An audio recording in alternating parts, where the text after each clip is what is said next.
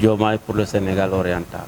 Un CRD sur le partage des activités, c'est-à-dire le programme d'investissement du PUMA au niveau de la région. Un partage qui nous a permis de revisiter les réalisations du PUMA dans la région de Tambacounda, les actions qui sont en cours et le programme d'investissement prévu pour 2026-2028.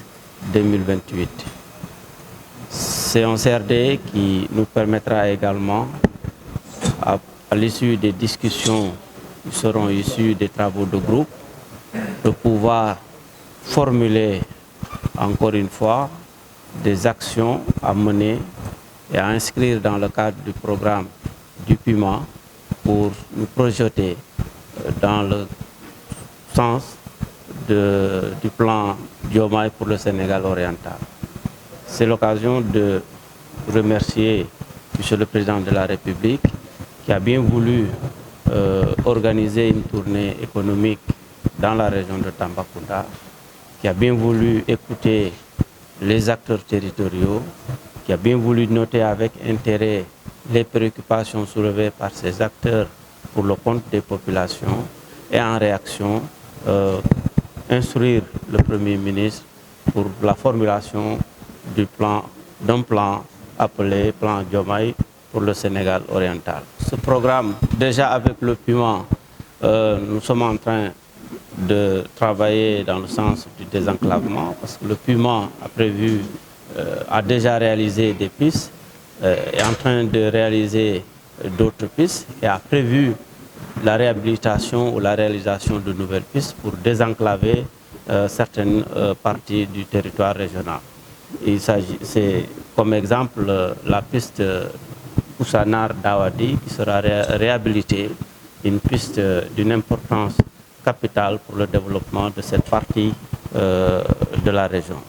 Du PUMA qui consiste à présenter les activités prioritaires prévues pour 2026, mais aussi partager des projections, notamment sur le département de Bakel, sur lequel nous avons fait un focus pour 2026-2028, en élaborant un programme d'intervention prioritaire sur ce département, estimé à plus de 20 milliards, mais aussi discuter avec les autres départements de la région de Tambacounda en perspective de l'identification de projets prioritaires, puisque ces départements-là sont des zones d'intervention du programme d'urgence de modernisation des axes et territoires frontaliers que nous comptons verser à la réflexion qui a été suscitée par l'appel du président de la République pour l'élaboration d'un plan Diomaye pour le Sénégal oriental.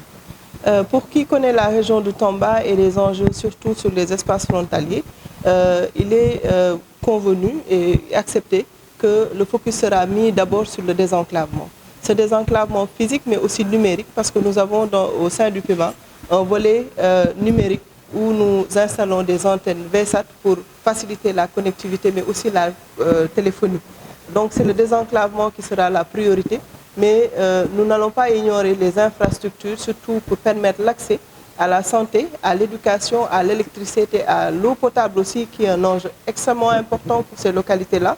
Et en plus de ces éléments d'accès aux services sociaux de base, nous allons aussi insister sur la fourniture d'opportunités de développement économique.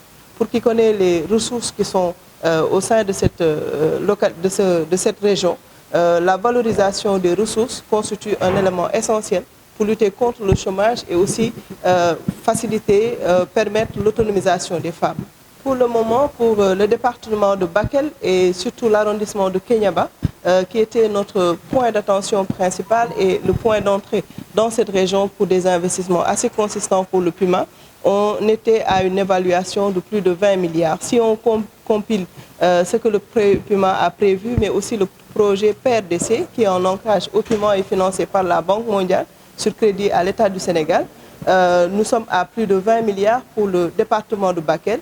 Et aujourd'hui, ce CRD nous permettra d'identifier pour les autres départements aussi les investissements prioritaires qui seront ajoutés à cette planification. Le département de Bakel, c'est le département le plus vulnérables de la région de Tambacounda et peut-être même du pays, compte tenu d'abord de notre situation géographique frontalière avec deux pays, avec des frontières poreuses.